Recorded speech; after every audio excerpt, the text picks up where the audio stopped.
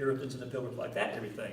But as you go throughout the years and people weaponize religion, which they do, okay, then it becomes just as destructive as it does constructive.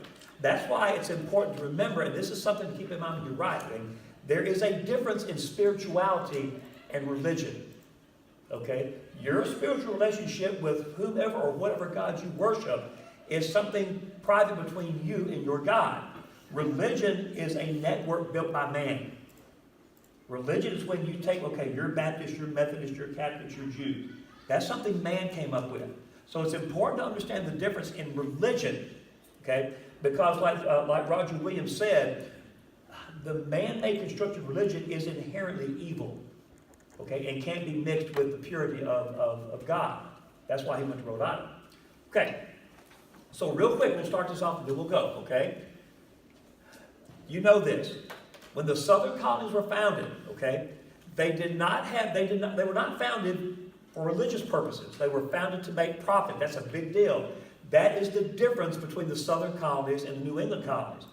I have seen short answer questions on here. Name one difference between the Southern colonies and Northern colonies. The biggest difference was the South was founded for profit and the North was founded for religious freedom. So that's a big deal. The Anglican Church is the state church of England. That's important. It's the English national church. If you are a citizen of the British Empire, you have to belong to the Anglican Church. You do not have religious freedom. You're born English, you're born Anglican. You have no choice. Okay? And people that settled the South were loyal to the Anglican Church. Okay? That's why these people are different. When you see these two groups right here, the Pilgrims and the Puritans, notice that they're separatist and non-separatist. The Pilgrims were separatist. They wanted to leave the Anglican Church because they did not believe the British government had the right to tell them how to worship. Okay? So they were the first people who believed in total, unabashed religious freedom. They wanted to separate from the Anglican Church. Puritans, on the other hand, they didn't want to separate from the church. They liked being Anglican. They just didn't like the way it did things. They didn't want to separate. They wanted to reform. In other words, they wanted to purify the Anglican Church, which is why they're called Puritans. Okay? It's important to know those distinctions. Extremely important.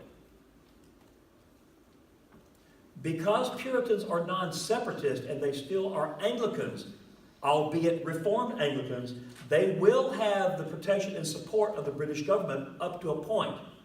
Okay? Is everybody good? Is everybody ready to go home? Oh, come on. You ready to go home? Okay, good. Let's get out of here.